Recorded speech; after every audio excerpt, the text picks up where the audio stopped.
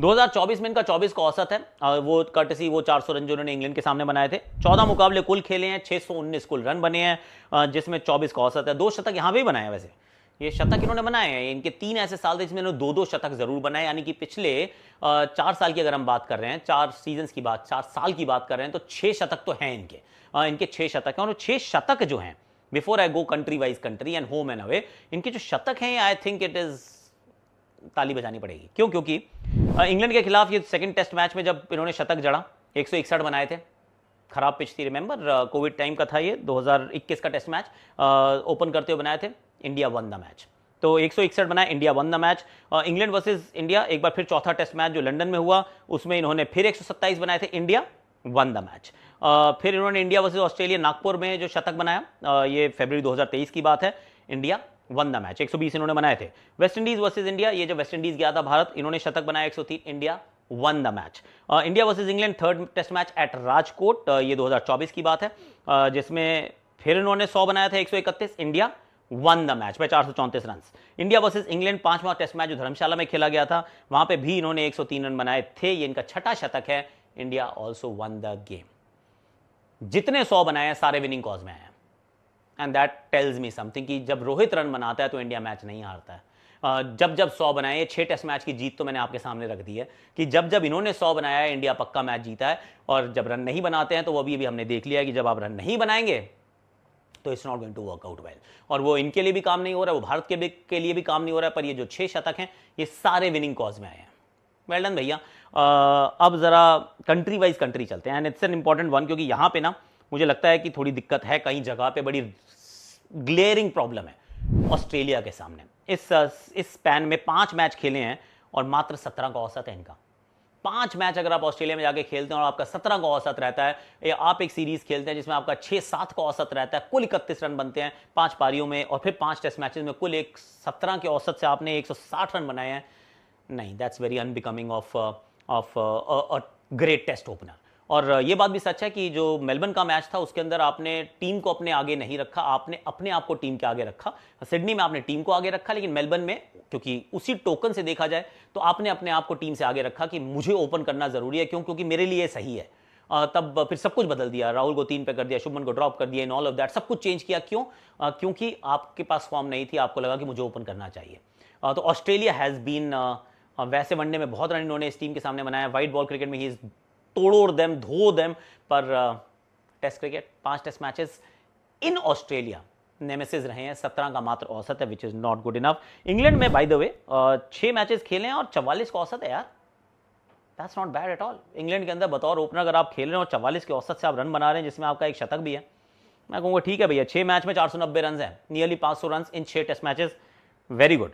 इन India 35 के औसत के साथ इन्होंने बनाए हैं 1210 रन, ये 20 मैच खेले हैं घर पर।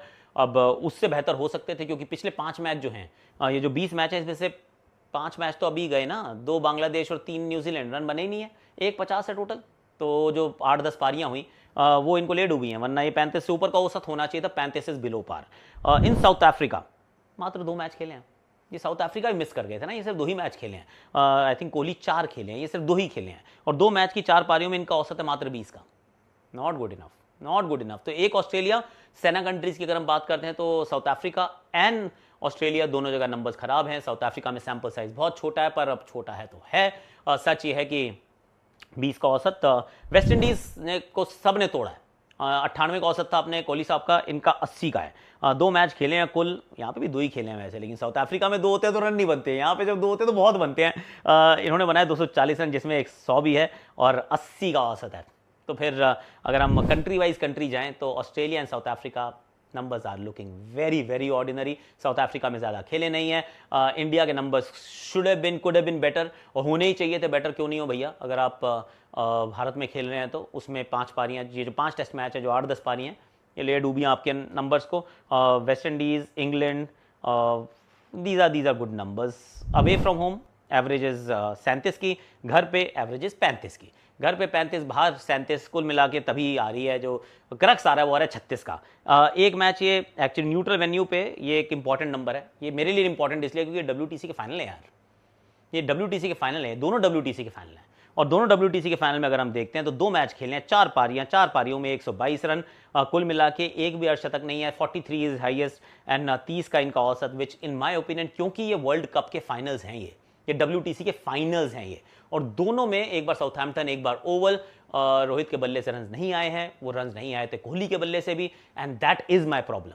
तो अगर आप ये बात देखना चाहते हैं कि WTC के फाइनल में रोहित ने रन नहीं बनाए या कोहली ने रन नहीं बनाए, प्लीज जज them if you want to, क्योंकि बड़े खिलाड़ी का बड़ा मंच, तभी तो बनते हैं सरपंच, तो that is something that will go against them.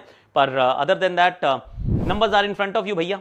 First inning second inning में इनके आंकड़े बराबर ही हैं, पहली इनिंग में 38 का औसत है, दूसरी इनिंग में इनका 32 का हो जाता है, मतलब first innings of their team and second innings of their team, it could be the fourth innings of the game.